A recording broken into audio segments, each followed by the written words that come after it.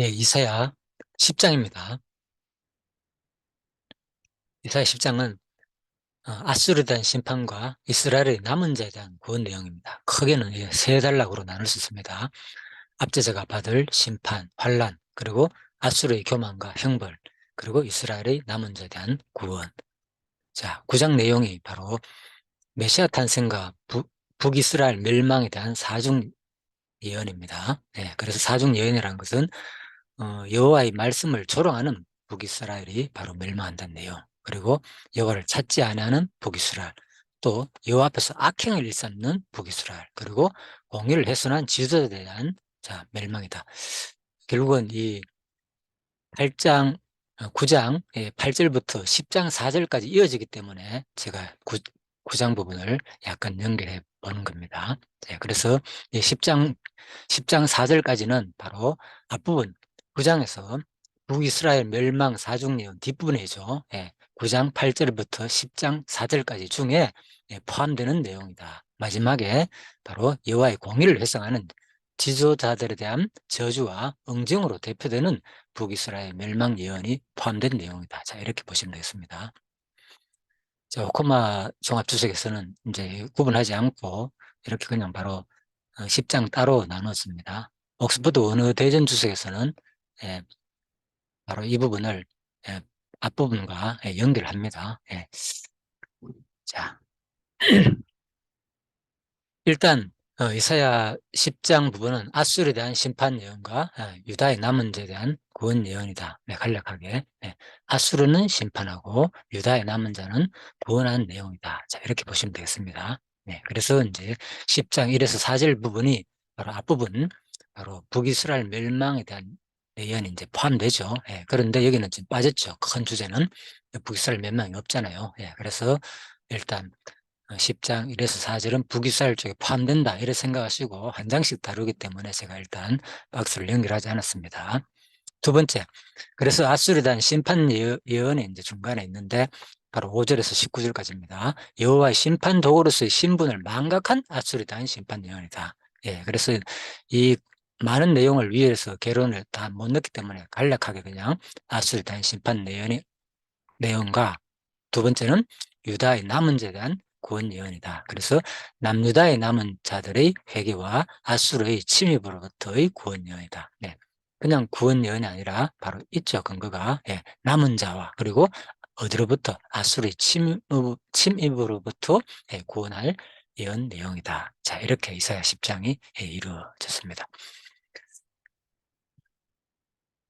이사야 10장 이제 본론에 들어가서 1절입니다. 이사야 10장 1절에서는 바로 불의한 법령을 만들며 불의한 말을 기록하며, 자, 이런 내용이 있습니다. 먼저 이 이사야는 일단 10장 전체 가운데서 항상 제가 큰 개론 구조가 위에 있고 그 밑에 이제 밑에 하위 구조를 요약한 내용이 이렇게 나오죠. 본문 설명이 많을 때는 생략하고 없을 때는 계속 제가 넣습니다. 그러면 쉽게 이사야 10장이 항상 전체와 부분과 또 성경 구절까지 이해되기 때문에, 그리고 낱말에 대한 여러 한 구절에 대한 해석도 같이 주석 내용이 같이 들어있기 때문에 아주 교재로 사용하기는 아무튼 좋을 것 같습니다. 그래서 지금 이 교재는 이스라엘 옥스퍼드 원어 대전 주석 내용을 제가 그대로 발췌해가지고 옮겨가지고 설명을 하려고 합니다. 1절, 불의한 법령을 만들며 불의한 말을 기록하며. 이사야는 9장 8절부터 여호와를 거부한 북이스라엘 멸망을 예언한 바가 있죠. 이 예언은 사중으로 반복되어 있는데 이는 그 같은 예언이 반드시 그리고 곧 임박하여 속히 이루어질 것임을 강조하겠다. 그래서 4절까지가 분명히 앞부분에 그죠?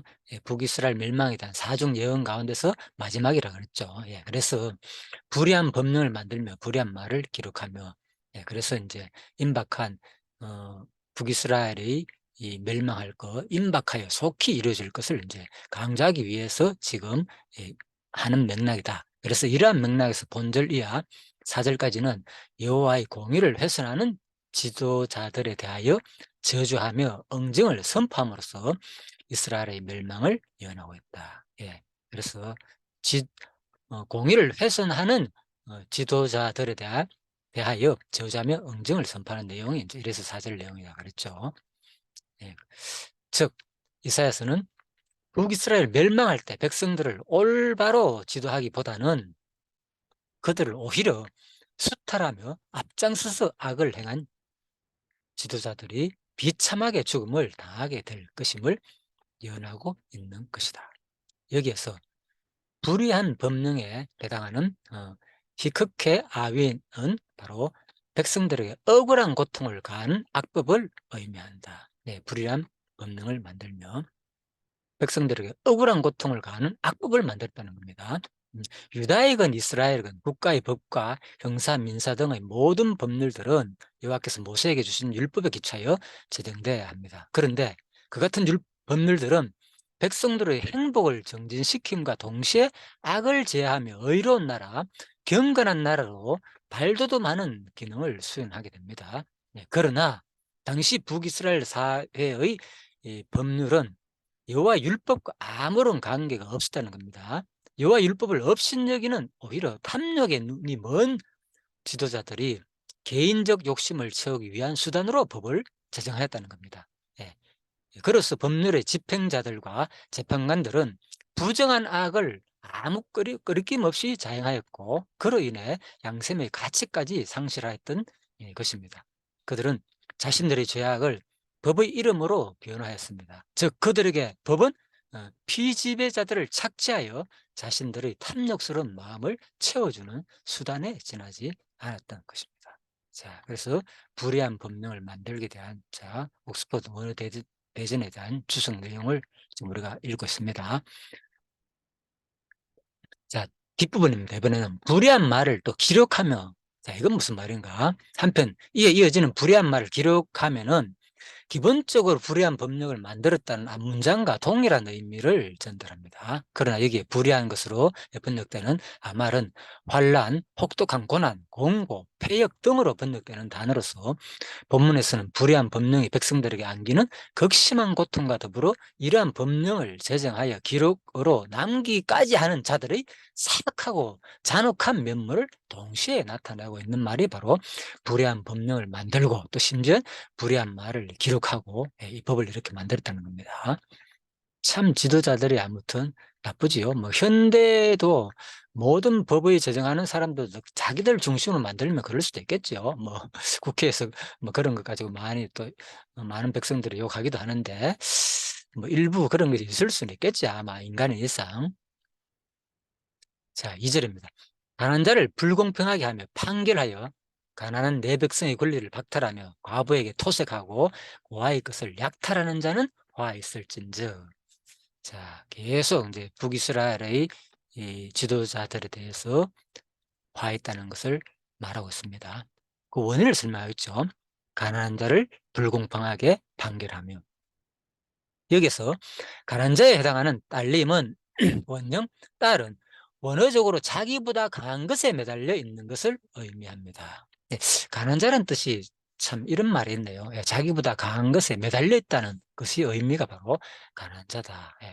원어적으로 원래 뜻은 그죠. 이 딸이란 말이 딸림인데 가난한 자가 참 우리나라 말하고 비슷하네요. 가난한 자는 뭔가에 딸린다. 이 딸림. 구약에서 이 단어는 모두 46회 사용됐는데 대부분 경제적으로 가난한 사람을 지칭하는 의미로 사용됩니다. 이러한 표현은 가난한 자가 누군가에게 기대고 있는 듯한 뉘앙스를 연상케 합니다. 즉 이는 히브리 사회에서 가난한 자는 누군가에게 기대어 존재할 수밖에 없으며 사회 구성원들, 특별히 강한 자들, 권력자들, 부유한 자들은 그들이 기댈 수 있도록 보호와 도움을 베풀어야 함을 나타낸 것이다. 이것이 바로 율법의 정신이죠. 그래서 가난한 자가 참 이미 그 뜻에서 그런 것이 있고, 그죠? 하나님, 그러니까 부유한 자가 있는 이유가 바로 누굴 위해 있나? 사실은 이 가난한 자를 위해 있다는 논리가 되는 겁니다.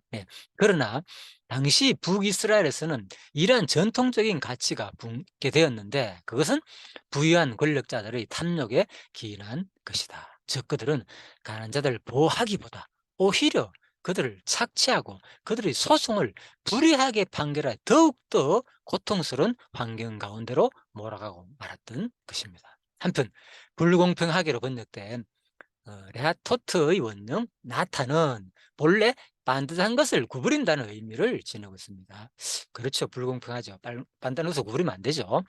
이러한 표현은 당시 재판관들이 가난한 자들에 대한 판결을 여호와 율법에 따라 정직하게 하지 아니하고 오히려 뇌물을 받고 불의하게 왜곡시키는 것임을 나타내고 있다는 겁니다. 오히려 가난한 자를 돌보고 도와주고 이러한 게 이스라엘 백성의 도리고 법인데, 하나님의 법인데, 율법인 정신인데, 오히려 이 가난한 자를, 그죠? 판결할 때 오히려 불공평하게 판단하는 거예요. 뇌물을 받고. 참, 그러니까 얼마나 이 지도자들의 타락이 극심했다는 것을 알 수가 있겠죠. 그래서 어 바로 이제 이 백성들은 어 참으로 이 가난에 해당되는 이 아니에란 이 원형 안위는, 고생하다, 곤란하다는 등의 뜻을 지니고 있는데요. 안에서 유래되어 생계 곤란을 느끼며 극한 고생을 하는 자를 가리킨다. 그래서 가난한 자 내 백성의 권리를 박탈하면, 이 말 속에서 이 가난이란 말 속에서는 그냥 가난이 아니라 극한 고통을 당하고 고생하는 사람들을 말한다. 그런데 하나님은 여기에 내 백성이라는 표현을 사용하여 그 가난한 자들이 바로 누구? 바로 하나님의 택함을 받은 자임을 강조하고 있다는 거죠. 그래서 바로 돌보라는 거예요. 하나님께서는 가난한 자를. 결국은 누구기 때문에 하나님의 백성이다. 너희만 하나님의 백성이 아니라 결국은 이 형제를 말하는 거죠. 같은 형제지간은, 그죠? 다 아버지 자식이니까. 그래서 이 원리가 어디에 적용되는가 하면 바로 교회에 적용되죠. 예수는 머리고 우리 몸은 지체다. 한 형제, 한 자매다는 거죠. 교회로서. 자, 그래서 바로 하나님의 택함을 받은 자녀임을 강조하는 것이 바로 가난한 자들이다. 그리고 권리에 해당하는 가난한 자의 권리를 박탈하며, 두 번째, 권리에 해당하는 미시파트는 재판에서 사용하는 바로 법정 용어죠. 공정한 판결이라는 의미죠. 그래서 미시파트는 재판관들은 사실상 가난한 자들이, 약한 자들이 불의한 세상 가운데서 당할 수 있는 불이익을 방지하고 그 가진 재물에 상관없이 그들로 평등한 삶을 영위할 수 있게 하는 마지막 보루라고 할 수 있다. 재판이, 그죠? 그런데도 불구하고 이 재판조차도, 그죠? 평등한 삶을 누리지 못한다는 거죠. 저기들은 사회적 약자들이 당하는 불공평한 처사에 적극적으로 개입하여 그들로 마땅히 누려야 할 권익을 누릴 수 있도록 조력하는 직무를 수행해야만 했다. 그러나 당시 재판관들은 이러한 직무를 적극적으로 수행하는 것은 고사하고 사회적 약자들이 가진 정당한 재판을 받을 수 있는 최소한의 권리마저도 박탈해버리는 악을 자행하였고, 도리어 그들을 무시하거나 더욱 억울한 지경에 빠뜨림으로 절망의 나락에 내던지고 만 것이라는 것입니다. 자, 그래서 얼마나 이 백성들이, 이스라엘 백성들이 돌봐야 되는지, 율법의 정신에서 얼마나 벗어났는지를 잠시 한번 살펴보겠습니다. 신명기 26장 12절에 이런 말씀입니다. 셋째 곧 11조를 드리는 해 내 모든 수산의 11조를 내기를 마친 후에 그것을 레위인과 객과 고와 가부에게 주고 내 성읍 안에서 먹고 배부르게 하라. 그렇죠? 이거 11조, 그러니까 하겠습니까, 이거? 재판조차도 어, 엉터리를 해가지고, 그죠? 그들로 가난한 자들에게서 착취하려고 하는 그런 인간들이 어떻게, 그죠? 소득의 10분의 1을 이런 가난한 자들에게 나누겠습니까? 그리할 때 내 하나님 여호와 앞에 아뢰기를, 내가 성물을 내 집에서 내어 레위인과 객과 고와 가부에게 주기를 주께서 내게 명령하신 명령대로 하였사오니 내가 주의 명령을 범하지도 아니하였고 잊지도 아니하였나이다. 내가 애국하는 나라에 이 성물 먹지 아니하였고 부정한 몸으로 이를 떼어 두지 아니하였고 죽은 자를 위하여 이를 쓰지 아니하였고 내 하나님 여호와의 말씀을 청종하여 주께서 내게 명령하신 대로 다 행하였사오니 원하건대. 그냥 11조만 지키라는 얘기가 아닙니다. 이렇게 너희들을 하나님께 고백하라는 겁니다. 너 삶 가운데서. 놀랍죠? 원하건대 기도하라는 거잖아요. 하나님께 복 달라고 기도할 때 이렇게 하라는 겁니다. 내가 이렇게 잘했으니까 하나님, 주의 거룩한 처소 하늘에서 보시고 주의 백성 이스라엘에게 복을 주시며 우리 백성들에게 맹세하여 우리에게 주신 젖과 꿀이 흐르는 땅에 복을 내리소서 할지니라. 예. 그리고 우리가 사람들이 많이 지금 오해하고 있는 부분이 기도에 대해서 뭐 그냥 하나님은 막 기도하면 다 들어주시나 하면은 예, 물론 뭐 하나님 자비로우니까 그럴 수도 있겠죠. 그런데 보십시오. 그냥 하나님께 구하는 것이 아니라 너희 할 바 도를 다 하고 그리고 난 다음에 너희들이 이렇게 했으니까 당연히 하나님, 예? 이렇게 하면 복 주고 이러면 저주 준다고 약속했기 때문에 우리한테 내가 이렇게 잘했기 때문에 하나님 복을 달라고 기다리는 겁니다. 그러니까 이 기도는 이렇게 하는 겁니다. 율법의 내용을 하나님 말씀대로 그대로 지키고 난 다음에 내가 이렇게 지켰기 때문에 하나님 언약했지 않습니까? 그러니까 언약을 이루십시오. 이게 정상적인 기도죠. 예, 그래서 기도라는 것은 바로 약속을 구하는 겁니다. 자기 욕심을 그냥 막 구하는 게 아니라 뭐 대학에 붙어 달라고 한다든지 여러 가지 뭐 승진해 달라고 물론 그 마음이 이제 하나님 앞에서 할 수는 있겠죠. 그렇지만은 예? 예, 사실 자기가 뭐 노력도 안 하고 그런 거 안 하고 그렇게 한다는 거 결국은 욕심이잖아요. 예, 그래서 바로 이 기도라는 것은 하나님 말씀을 그대로 내가 살면서 하나님 말씀에 분명히 이렇게 신명기에서 말씀했지 않습니까? 28장, 29장에서 복과 저주의 말씀 가운데서 27, 28장에서 복과 저주의 말 가운데 이러면 복 주고 이러면 저주 받는다고. 그러니까 내가 이렇게 하나님 말씀대로 잘 살았기 때문에 내가 고아도 더 벌고 나그네도 더 벌고 레인도 돌보고 이렇게 잘했지 않습니까? 그러니까 하나님 당연히 복 주셔야 되지 않습니까라고 자기 삶을 그대로 하나님께 고백하면서 기도하라는 겁니다. 참 놀랍죠. 예, 그래서 현대 요즘 많은 사람들이 이런 기도의 정신을 참 가르치기가 쉽지 않겠죠. 왜? 싫어하니까 사람들이. 그냥 구하라 그러면 주실 것이요. 그 예수님의 말만 생각하거든요. 예, 그래서 자, 예, 그거는 항상 예수님 말에도 항상 그 말씀의 그 행함이 내가 너에게 이렇게 한 이유는 뭐냐? 내가 왜 너를 위해 죽었는 줄 아느냐? 너희도 나같이 살게 하기 위함이다. 예, 항상 그 행함의 정신은 항상 포함되어 있는 겁니다. 말씀의 원리는. 예, 그래서 믿음의 행위라 그러잖아요. 그죠? 예, 그래서 로마서와 야고보서가 따로따로 분리되는 내용이 아니라 신약이라도 그죠? 항상 그 하나님 말씀 속에서는 그 행함이 항상 포함된다는 걸 이미 구약에서 말하고 있다. 자, 오늘 내 하나님 여호와께서 이 규례와 법도를 행하라고 네게 명령하시나니 그런즉 너는 어떻게 한다고요? 마음을 다하고 뜻을 다하여 지켜라는 겁니다. 예. 그래서 지금 우리들이 뭐 이건 11조기 때문에 구약의 말을 안 해도 돼. 진짜 큰 오해를 하고 있는 겁니다. 예. 왜? 예수님께서 말씀하셨잖아요. 구약의 정신이나 신약의 정신이나 뭐라 똑같아. 예. 하나님 사랑, 이웃 사랑은 똑같다는 거예요. 예. 그래서 결국은 예, 율법의 정신이 뭐 하는 거냐? 다 이거 이웃 사랑하는 것 아니야, 결국적으로. 그죠? 예. 11조 내 가지고 레위인 먹이고 그들은 어떤 유업이 없기 때문에 또 객과 고아 나그네들 얼마나 불쌍하냐 그들. 예. 그들 누구냐? 하나님 백성이다. 그러니까 그들이 한 것이 누구한테 한 거냐? 신약에서는 예수님께서 그죠? 마태복음 25장에서 왜 저 어린 소자에게 하나라도 물을 먹이고 도와주고 예, 도와준 것이 누구한테 한 거냐? 곧 나에게 한 것이라는 것이 바로 이미 구약의 이 정신에서 나온 거죠. 예수님의 가르침은. 그죠? 예.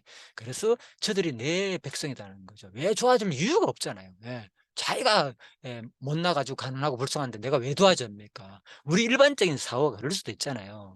이게 얼마나 지금 성경을 제대로 모르면은 이러한 사고를 가지게 된다는 거죠. 그래서 모르니까 우리 삶이 안 나오는 거예요. 그렇게 살고 싶지도 않고. 예, 저도 그렇습니다. 제 얘기를 하는 겁니다. 과거에. 예, 그런데 이러한 말씀을 제가 이해하고 나니까 와, 저도 11조 뭐 제가 뭐 그렇지만은 그냥 최소한 그냥 예? 어떤 율법의 정신에서 율법 때문에 하는 것이 아니라 그냥 하나님 주신 그 가장 최소의 단위 그냥 누구나 할 것 없이 이것도 내가 안 하면서 무슨 하나님의 백성 된 삶을 좀 살고 있는가가 다시 한번 생각이 들더라고요. 예. 그래서 지금 제 주위에 진짜 밥을 굶거나 힘들거나 이런 객가 고아 이런 사람 잘 없잖아요. 그러니까 당연히 누구한테 해야 되겠습니까 지금. 예? 사회들 약자들에게 그들을 돌봐야 되는 게 이게 진짜 예? 성경에서 말하는 건데 마치 교회에서 가까운 형제 이것만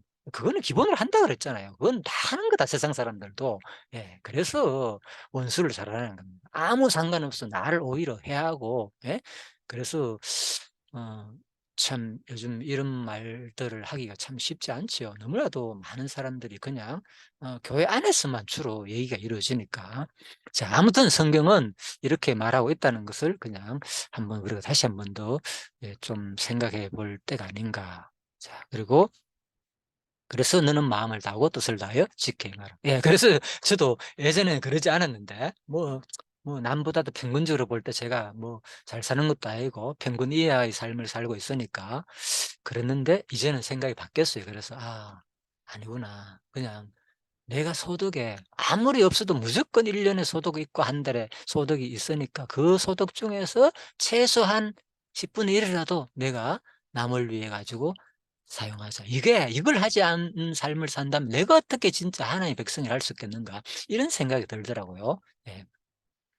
안 해도 상관없습니다. 그건 각자가 하나님 주시는 그 믿음의 분량이니까 제가 말하진 않습니다. 하라고는 강요를 하지 않습니다. 제가 그랬다는 겁니다. 제가. 저는 '와 이런 지금 내가 그동안에 잘못 살았구나 진짜. 성경을 너무나도 제대로 몰랐구나.' 이런 생각이 막 들면서 나도 모르게 이제는 막 눈이 이상하게 글로 가는 거예요. 예. 그래서 참 없지만은 어떡하든 간에 쪼금이라도 그 객 나그네 이런 사람들을, 과부 이런 사람들을 도와주고 싶고, 또 실질적으로 제가 그렇게 또 찾아다니면서도 도와주기도 하고, 자, 그런 얘기들은 밝히지 않겠습니다. 그냥 참고 마십시오. 자, 그래서 그렇게 생각을 많이 제가 했다는 겁니다, 이런 말씀을 보면서. 그래서 출애굽기 21장 1 절, "내가 백성 앞에 서을 규례는 이러하니라. 네가 히브리 종을 사면 그는 6해 동안 섬길 것이요 7 해에는 몸값을 물지 않고 나가 자유인이 될 것이며." 자, 한번 보십시오. 이거 쉬운 일이겠는가, 지도자들이, 그죠? 재판할 때도 어떡하든 간에, 그죠? 불의하게 판결하고, 어떡하든 그들에게, 그죠? 가난한 자에게서 오히려 착취하려고 하는 그 지도자들이 어떻게 이 삶을 살겠습니까? 그죠? 종을 사면 6대 동안 있다가 7 째는 뭐예요? 몸값 물지 않고 그냥 다 돌려주라는 거예요. 돈 때문에 결국 종이 되잖아요. 그죠? 빚을 져 가지고. 그러면은 6 년째 되면은 끝내버리고 7 년째는 다시 자유의 몸으로 해 주라는 겁니다. 이게 쉽게 되겠습니까 진짜 이게? 평소에 율법에 이런 정신도 못하는 사람이 어떻게 감히 이런 큰일을 할 수 있겠습니까? 출애굽기 23 장입니다. "너는 6 해 동안 너희 땅에 파종하여 그 소산을 거두고 7 해에는 갈지 말고 묵혀 두어서" 뭐라고요? "내 백성의 가난한 자들에게 먹게 하라." 심지어는 그 남은 건 들짐승도 먹으라. 참, 포도뿐만 아니라 감람원도 전부 다 그러라는 거예요. 모든 소산, 땅, 파종, 이게 쉬운 일이겠습니까? 예. 7 째, 그죠? 예. 7 째, 그죠? 자, 안식년이 되면 다 노예도 풀어 주고 자유인 되게 하고, 돈 없어 가지고 빚지 가지고 한 것들 다 돌려주고, 그다음에 해방시켜 주고, 심지어는 농사도 짓지 말고 그때는 그냥 놔둬 가지고 저절로 거기서 열매는, 과수원에 나는 수많은 열매들 하라. 다 그냥 가난한 자들 1년 동안 먹게 하라는 거예요. 이게 그 쉬운 일 아니다는 거죠. 우리들의 삶이 지금 이런 삶을, 지금 신약은 뭡니까? 사실 따져 보면 더 하나님을 위해 사는 거잖아요. 이제는 오히려 전부 다 하나님 것이다 말은 그래 하잖아요, 전부 다. 다 이제는 내 삶이 이 11조 다 폐지했어. 맞습니다. 그런데 그죠? 이제 누굴 위해서? 온전히 이제는 하나님의 것입니다. 11조뿐만 아니라 이 정신으로 가르치거든 실질적으로. 그런데 이런 기본적인 10분의 1도 못 하는 사람이 어떻게 사실 이런 삶을 살 수가 있겠습니까? 과연 그래서 이것이 지금 현대인의, 그죠? 기독교인들의, 수많은 기독교인들이 과연 택한 백성이라고 할 수가 있겠는지를 한번 생각해 보자는 거죠. 우리는 판단할 수 없습니다. 그렇지만은 이러한 것을 통해서 한 번쯤은 진짜 이 시대에 과연 우리의 삶들이, 그동안에 우리의 생각들이 어디에 쏠려 있었는지, 그죠? 그래서 진짜 성경 내용은 간단하잖아요. 율법 내용이 그냥 하나님 사랑하고 이웃 사랑하라, 이게 다예요 그냥. 그죠? 그런데 진짜 내 삶이, 내 생각이 도대체 어디에 가 있는지, 지금 내가 왜 사는지, 그죠? 누굴 위해 사는지, 전부 다 내 가족, 예? 내 문화, 환경, 내 마지막 뭐 위해서, 평안한 죽음을 위해 가지고, 전부 다 거기에 다 아마 쏠려 있지 않는가. 아무튼 뭐 그냥 이런 생각을 참 많이 해 봤습니다. 왜? 저 자신도 그렇기 때문에. 예. 그래서 출애굽기 30 장에도 또 이런 말이 있습니다. "너희 생명을 대속하기 위하여 여호와께 드릴 때에 부자라고 반세켈에서 더 내지 말고 가난한 자라고 덜 내지 마라." 아까 그랬죠 제가. 아무리 가난하도 하나님이 주시는 소득이 있단 말입니다. 그거 가지고 반세켈을 왜 못 내냐는 거예요. 생명의 속전을 위해서 매년마다 예? 그거 하라는 거예요. 그래서 바로 이런 정신은 누구나 할 수 있다는 겁니다. 예. 그래서 진짜 우리가 다시 한 번 더 돌이켜 봐야 되지 않나. 아니 뭐 저희만 돌이키면 되겠죠. 그건 여러분들이 각자 그냥 성령을 통해서 하나님 돌이킨 마음을 주시면 돌이키면 되겠고 자 자꾸 버릇이 돼 가지고 저도 모르게 그런 표현을 하게 됐습니다. 죄송합니다. 아무튼 자 "너는 이스라엘 자손에게서 속전을 취하여 회막 봉사에 쓰라. 이것이 여호와 앞에서 이스라엘 자손의 기념이 되어서 너희의 생명을 계속하리라." 자. 자 신명기 15장 하나 더 보고 자 1절 마치겠습니다. 자 1 절만 제가 설명하는데도 상당히 참 이 주석을 보니까 너무나도 배울 점이 많네요. 신명기 15 장입니다. "내 하나님 여호와께서 내게 주시는 땅 어느 성읍에든지 가나안 형제가 너와 함께 거주하거든 그 가나안 형제에게 내 마음을 완악하게 하지 말며 내 손을 움켜쥐지 말고 반드시 내 손을 그에게 펴서 그에게 필요한 대로 쓸 것을 넉넉히 구워 주라." 돈 빌려주기 쉽지 않죠. 있는데도 관계 때문에 안 빌려주잖아요. 심지어는 성경 뭐라 해서 원수까지 살아나는데 그죠? 심지어는 원수도 아닌데도 그저 그죠? 주기 싫어 가지고 움켜쥐고 있으면서도 우리의 모습이 아닌가? 혹시 또 못 받을까 봐 여러 가지 걱정. 자 삼가는 마음에 악한 생각을 품지 말라. 곧 이르기를 일곱째 해 면제년이 가까웠다 하고 예. 그러니까 면제년이 가까워하니까 이거 줬다가는 또 면제되니까 예 일곱째 해까지도 못 갚게 되면은 이건 뭐야. 다 노 풀어줘야 되고 그죠? 매 7 년마다 다 청산해 줘야 되거든요 면제는요. 네. 노예도 청산하고 빚도 청산해 주고 그러니까 내 궁핍함의 형제를 악한 눈으로 바라보며 아무것도 주지 아니하면 그가 너를 여호와께 호소하리니 그것이 네게 죄가 된다는 겁니다. 네. 우리의 심리를 정확하게 알고 있죠 하나님은. 그죠? 참 "너는 반드시 그에게 줄 것이요." 또 이런 말을 했어요. "반드시 주라. 줄 때는 아끼는 마음 품지 말라. 이로 말미암아 내 하나님 여호와께서 네게 하는 모든 일과 네 손이 닿는 모든 일에 네게 복을 주시리라." 예. 그래서 또 복을 준다는 겁니다. 하나님은 그냥 계시지 않고요. 땅에는 언제든지 가난한 자가 그치지 아니하겠으므로 내가 네게 명령하여 이르노니 너는 반드시 네 땅 안에 네 형제 중 곤란한 자와 궁핍한 자에게 내 손을 펼지니라. 예. 그래서 바로 가난한 자가 반드시 있다는 겁니다. 이 땅에는 항상 과거이나 지금 현재도 마찬가지고 그죠? 예. 가난한 자는 항상 있다. 내가 네게 명령하여 이르노니 그래서 하라는 겁니다. 가난한 자를 항상 있게 만든 이유가 뭡니까 하나님? 백성들이 자기 백성답게 살게 하기 위해서 남겨둔 겁니다 결국은. 그렇잖아요. 없으면 되잖아요 하나님이. 예. 그래야만이 뭐 그 삶을 통해서 하나님 백성다운 삶을 살게 하는 방편이 되는 거죠. 예. 하나님 왜? 그 이웃 사랑하는 것은 누구 사랑하니까 나를 사랑하는 것이다. 그 얘기입니다. 예. 그래서 구약의 정신이나 신약의 정신이 똑같다는 겁니다. 그 정신은 하나님 사랑과 이웃 사랑. 이것이 어떤 법으로서 11조 이런 정신으로 한 얘기 아니잖아요, 지금. 그죠? 이거 한다고 반드시 복 받고 그런 얘기가 아닙니다. 예. 예. 구약에서는 그죠? 이렇게 하면 실질적으로 복을 주기도 했으니까. 또 신약에서도 그죠? 하나님께서는 또 이렇게 하면 복을 줄 수도 있다는 겁니다. 예. 그렇다고 해서 반드시 그죠? 남 조금 도와줬다가 해서 반드시 하나님이 그러면 나 뭐 도와주겠네. 이런 걸 아니겠죠. 예. 왜? 구약 당시에는 이것이 율법이기 때문에 그죠? 육체적으로 실질적으로 외형적으로 그대로 이루어지기도 했고 그렇지만은 신약에서는 이것을 이미 초월한 거죠. 모든 복은 바로 신령한 복인 동시에 그렇다고 해 가지고 또 현실적인 복을 또 안 주라는 법도 없습니다 사실. 그렇잖아요. 왜? 지체 불량 은사가 있다 그랬잖아요 예수님께서. 그죠? 구약에도 마찬가지고 신약에도 마찬가지고 바울도 고백했잖아. 내가 부하함에 잘 줄도 알고 가난하게 잘 수도 있다. 넉넉할 땐 넉넉하게 하고 하나님이 그죠? 많은 나에게 또 은혜를 베풀 때는 많은 사람들의 후원과 협력으로 바울이 또 그죠? 할 때는 넉넉하며 잘하기도 하고 또 가난하게 하시면 하나님께서 가난한 가운데서도 불평하지 않고 하나님이 주신 분량이 더 생각하고 또 살았다는 거죠. 예. 그러니까 이것이 반드시 신약에는 적용돼 가지고 이렇게 하는 만큼 복 준다 이런 건 아니지요. 예. 그렇지만은 사실 또 이 복이란 말은 궁극적으로 구약은 하나의 상징이잖아요. 예표이기 때문에 궁극적으로 영원한 신령한 복을 줄 것에 대한 내용인 거죠. 예. 그래서 반드시 우리가 이 땅에서 예 하나님을 믿고 예 믿는 만큼 행함이 동반된 그 삶은 반드시 뭐가 있다? 예. 영원한 신령한 복이 있다는 거 반드시 또 이루어지니까.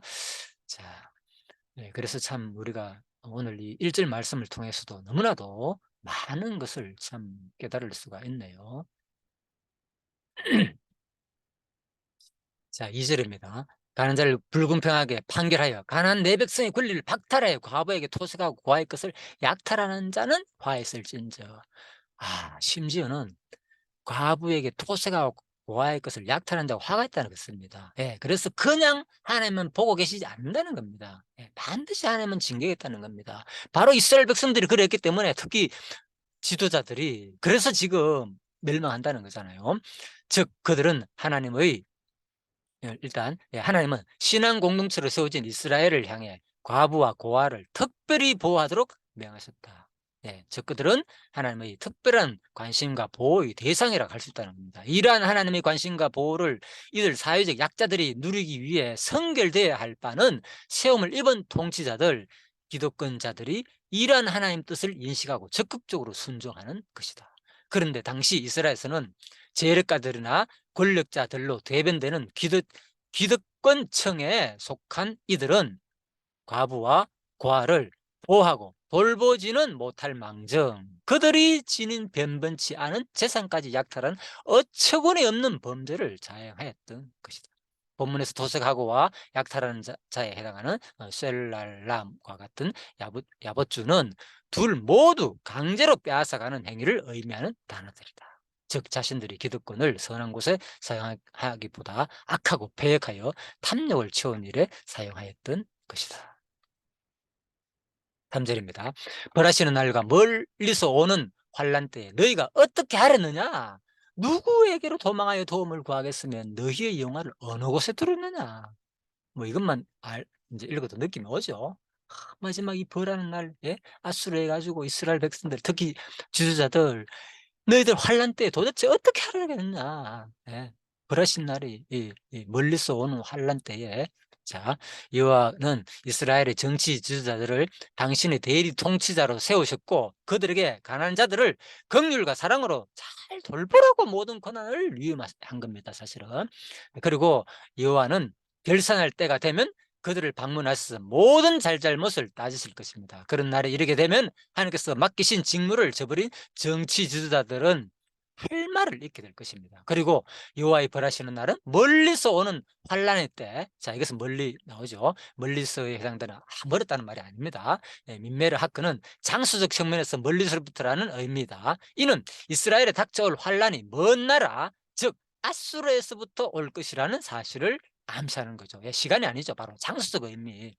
그 환란은 마치 폭풍이 돌진하여 모든 것을 파괴해 버리는 그런 무시무시한 환란이 될 것이다. 이러한 사실은 환란 때에 해당하는 울레소와 원령 쇼가 모든 것을 파괴시켜 버리는 광풍 파멸을 의미하는 단어라는 점에도 확인된다. 즉 아수르의 침공은 범죄한 이스라엘에 대한 하나님의 징벌이라는 사실과 더불어 이 징벌의 날에 이스라엘 국가 자체를 파괴시켜 버릴 것이라는 사실이 본 예언을 통해 명확하게 드러나는 것이다. 그리고 뒷부분입니다. 너희의 영을 어느 곳에 두느냐? 그때에 누구에게로 도망하며 도움을 구하겠고 너희 영을 어느 곳에 둘 것이냐? 자, 너희 영을 어느 곳에 두느냐는 많은 영역분들이 너희 재산을 어디에 두느냐라고 번역하고 있습니다. 공동분역 역시 그토록 소중히 여겼던 재산을 어디에다가 두느냐로 번역하여 같은 입장을 취하고 있다고 합니다. 여기서 너희의 영화에 해당하는 캐보데켐의 원형 카보드는 무겁다는 의미에서 유래됐습니다. 이는 자신이 우선적으로 가치를 두는 것 혹은 자신의 마음의 중심에 놓여 있는 것 자기 마음을 기쁘게 하는 것이라는 의미에서 영화로 번역될 수 있습니다. 그리고 당시 이스라엘에 가진 자들 정치 지도자들 가장 우선순위를 두었던 것은 바로 그들의 재산이었을 것이므로 여러 번역본들은 이를 재산이라는 의미로 번역하였으며 이 역시 가능합니다. 사실 당시 북이스라엘 지도자들은 가장 우선순위에 두었던 재산을 너리는 동기에서 심지어 가부와 고아와 같은 빈천한 자들의 재산까지도 스스럼없이 약탈하는 악을 자행하였던 겁니다. 2절에 하면